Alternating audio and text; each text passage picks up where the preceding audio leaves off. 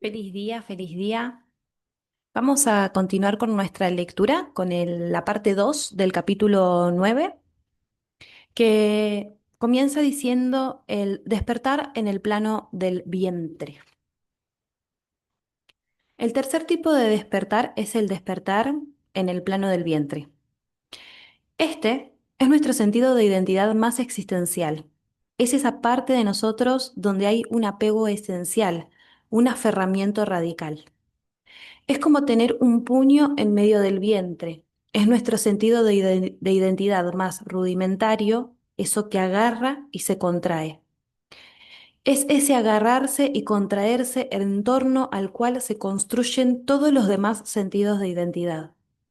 Cuando el espíritu o la conciencia viene a la forma, a la manifestación, inicialmente experimenta este tránsito como un shock. Este paso repentino del potencial ilimitado a la experiencia limitada de la forma es chocante para la propia conciencia.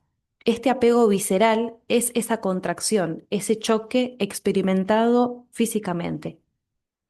Para tener una sensación de lo que estoy describiendo, imagina que haces. ¿Cómo? Bueno, dice eso. Para tener una sensación de lo que estoy describiendo, imagina que haces. Sales de un entorno totalmente protegido, cálido y nutritivo y de repente estás en una habitación. Hace mucho más frío que en el lugar de donde vienes. Hay luces deslumbrantes y voces altas. Alguien te agarra, tira de ti.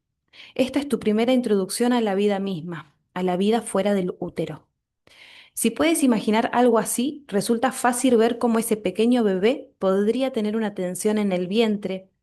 Es todo tan violento, tan repentino y tan inesperado que puede generar esas ganas de apegarse. Además del choque inicial de venir a la forma, tenemos muchas experiencias que refuerzan este aferramiento a lo largo de nuestra vida. Durante la infancia o bien durante el proceso de crecimiento, la mayoría de nosotros tenemos experiencias que, de vez en cuando, hacen que nos cerremos por miedo y por el choque que suponen. Estas experiencias agudizan la tensión en el vientre. ¿Cómo afrontar esta necesidad de apegarse y de aferrarse? ¿Cómo lidiar con ella? En definitiva, tenemos que afrontar el miedo que produce el apego, porque eso es lo que es. Tan solo una respuesta del miedo. Es como si tuvieras un puño que te agarra el vientre y gritara, no, no, no, no, no, no a la vida, no a la muerte, no a ser, no a no ser, no, no, no, me agarraré, me aferraré, no soltaré. A veces incluso el propio movimiento hacia el despertar puede generar miedo. A medida que la gente se acerca al despertar, es habitual que sienta miedo porque el despertar es una liberación repentina de esa tensión, de ese aferramiento en el vientre. No hay garantía de que sigamos soltando la tensión, es posible que vuelva a tensarse. Sin embargo, inicialmente el despertar es la liberación de esta tensión.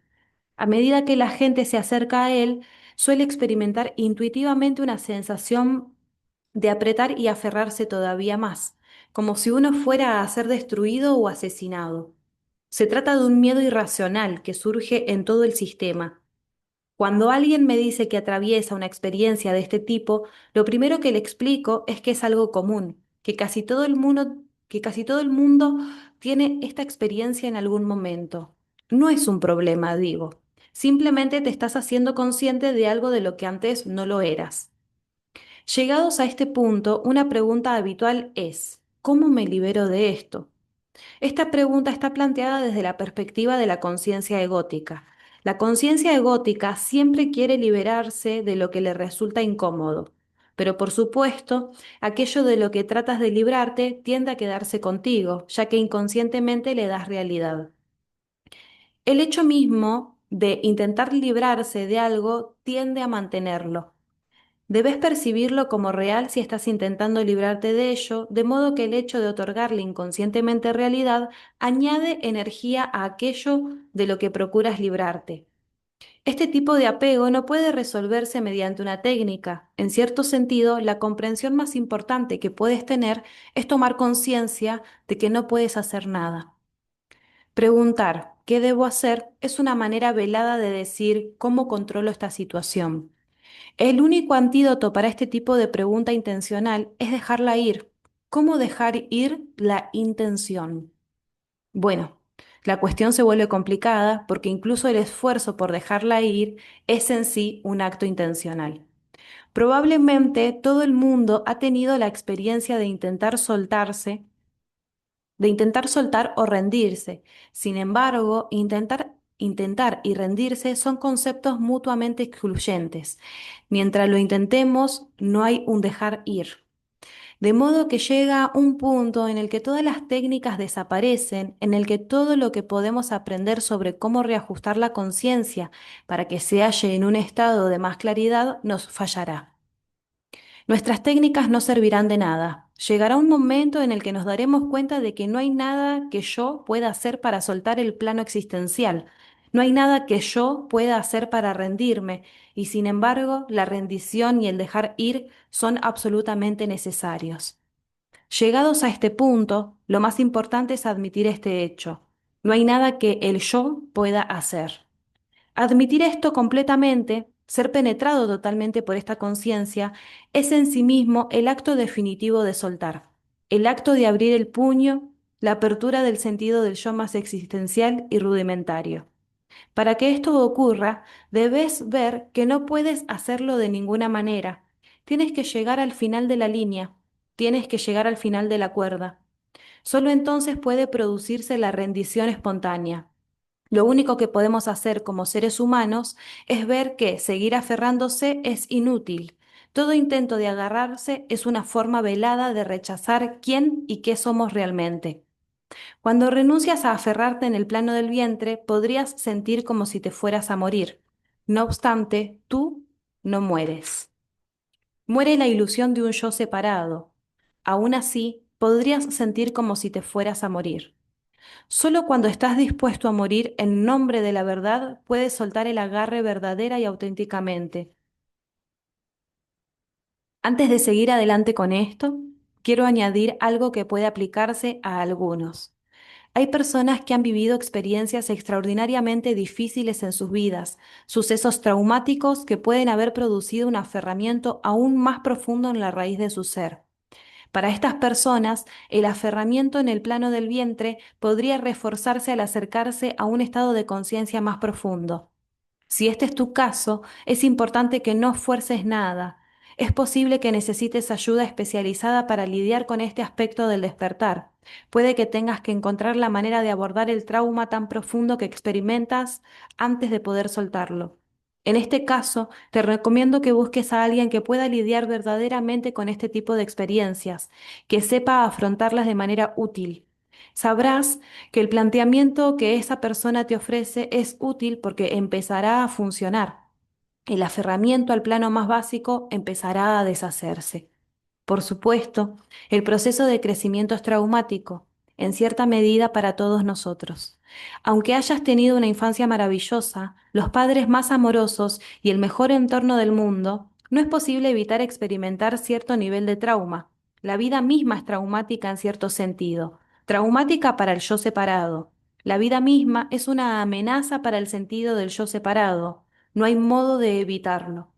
Despertar en el plano del vientre requiere afrontar y soltar nuestro miedo existencial más profundo. También exige afrontar y soltar lo que yo llamo la voluntad personal o la parte de nosotros que dice, esto es lo que quiero y así es como lo quiero. En última instancia, la voluntad personal es una ilusión y por eso es tan frustrante cuando tratamos de usarla para controlar y dictar los sucesos. Pero, ilusión o no, es algo que hemos de afrontar, hemos de lidiar con ella. Esta tarea exige la rendición más profunda, la más profunda devoción y sinceridad hacia la verdad misma. La verdadera realización, la verdadera iluminación, llega mediante la renuncia completa a la voluntad personal, un dejar ir completo. Por supuesto, esto suele generar miedo en nuestro sentido del yo ilusorio, que solo puede interpretar el soltar la voluntad personal como algo traumático. Tenemos miedo de que el soltar nos abra a algún peligro. Pensamos que si dejamos ir la voluntad personal, nunca conseguiremos lo que queremos. El mundo nunca será como deseamos que sea, y nada ocurrirá nunca como queremos que ocurra. Acabamos viendo que estas conclusiones solo son pensamientos. En realidad, la voluntad personal no existe, pero hasta que lleguemos a verlo, debemos involucrarnos con esa experiencia. Aquí es donde empezamos a descubrir la sabiduría de estar desilusionados. Cómo nos sentimos desilusionados con algo significa que estamos, cuando nos sentimos desilusionados con algo, significa que estamos llegando al final de nuestra voluntad personal. Solo así se produce la transformación. Los que han sido adictos a las drogas o al alcohol y se han recuperado saben que un componente muy importante de la recuperación es llegar hasta el final de la voluntad personal. Te das cuenta de que no puedes cambiar tu adicción por medio de la voluntad. Tu voluntad no es lo suficientemente fuerte, no puedes hacerlo solo. Cuando un adicto toca fondo, su voluntad personal se ha roto. Y cuando nuestra voluntad personal se rompe, una fuerza completamente diferente entra en nuestro sistema. Es la fuerza del espíritu, que ahora puede ser operativa porque ya no la evitamos al aferrarnos a nuestra voluntad personal. En nuestro proceso de despertar, todos nosotros nos encontraremos con las limitaciones de nuestra voluntad personal. La mayoría las encontraremos varias veces, en planos cada vez más profundos, hasta que la voluntad personal esté completamente extinguida. La pérdida de la voluntad personal en realidad no es una pérdida en absoluto. No es como si nos convirtiéramos en el felpudo de la humanidad y no dejamos de saber qué hacer y cómo hacerlo. Más bien ocurre lo contrario. Al renunciar a la ilusión de la voluntad personal, nace en nosotros un estado de conciencia completamente diferente. Se produce un renacimiento. Es como si tuviera lugar una resurrección desde lo profundo de nosotros. Esta resurrección es muy difícil de explicar, como muchas otras cuestiones de la espiritualidad, pero en esencia comenzamos a movernos por la complexión, por la compleción y la totalidad de la vida misma. La descripción de este tipo de movimiento es muy vívida en la tradición taoísta, que se enfoca en la expresión del Tao o de la verdad a través de nosotros. Si lees el Tao Te Ching o algunas de las enseñanzas taoístas, empezarás a sentir cómo la voluntad personal queda reemplazada por una sensación de flujo. Cuando te apartas del asiento del conductor, descubres que la vida puede conducirse a sí misma, que en realidad siempre ha estado haciéndolo. Cuando te retiras del asiento del conductor, la vida puede guiarse a sí misma con mucha más facilidad, puede fluir de maneras que nunca imaginaste. La vida se vuelve casi mágica. La ilusión del yo ya no interfiere. La vida empieza a fluir y nunca sabes a dónde te llevará. A medida que su voluntad personal disminuye, la gente suele decirme, ya no sé cómo tomar una decisión. Esto se debe a que operan cada vez menos desde un punto de vista personal. Hay una nueva manera de funcionar y en realidad no se trata de tomar esta o aquella decisión, la decisión correcta o la equivocada. Es como navegar en una corriente. Sientes hacia dónde se mueven los sucesos y qué tienes que hacer. Y es como un río que sabe cómo ha de girar al toparse con una roca, a la izquierda o a la derecha. Se trata de una sensación de conocer intuitiva e innata. Este tipo de flujo siempre está disponible, pero la mayoría de nosotros nos hallamos demasiado perdidos en la complejidad de nuestro pensamiento para sentir que en la vida hay un fluir, simple y natural. Pero por debajo del torbellino del pensamiento y la emoción, y por debajo del agarre de la voluntad personal, ciertamente existe una corriente, el simple movimiento de la vida. Una de mis definiciones favoritas de iluminación viene de un sacerdote jesuita llamado Anthony de Melo, que falleció hace algunos años. Alguien le pidió que definiera su experiencia de iluminación y él dijo, la iluminación es cooperación absoluta con lo inevitable. Me encanta, porque la define no solo como realización, sino como una actividad. Estamos iluminados cuando todo en nosotros está en cooperación con el flujo de la vida misma, con lo inevitable. Cuando no nos encontramos tan en conflicto y tan divididos por dentro, podemos sentir lo inevitable. ¿Hacia dónde va la vida? ¿Qué dirección sigue? Ya no nos preguntamos, ¿es este el camino correcto? ¿Cómo sé si es el camino correcto o equivocado? Este tipo de preguntas en realidad distorsionan nuestra percepción. Sucede algo mucho más sutil, el fluir de la vida misma. A medida que rendimos nuestra voluntad personal, a medida que afrontamos el miedo en el vientre y estamos dispuestos a decir sí a cualquier cosa que nos atemorice, todo aquello de lo que estoy hablando se pone a nuestra disposición. Cuando decimos un sí simple y sincero a la vida, un sí a la muerte, un sí a la disolución del ego, ya no tenemos que luchar más.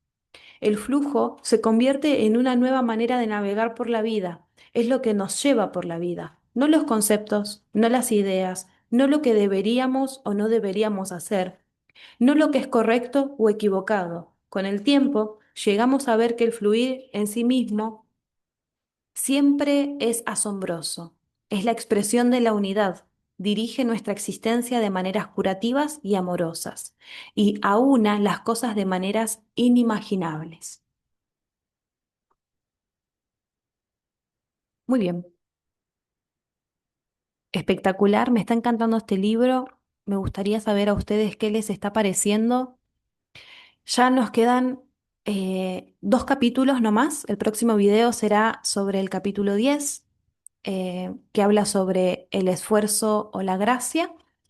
Y nada, me gustaría continuar con este tipo de videos. Así que ni bien terminemos con este libro, ya veremos qué otro libro compartir. Espero que les esté aclarando, que les esté sirviendo. A mí, la verdad, me resuena un montón y por eso decidí compartirlo. Que tengan un feliz día y muchas bendiciones. Nos vemos.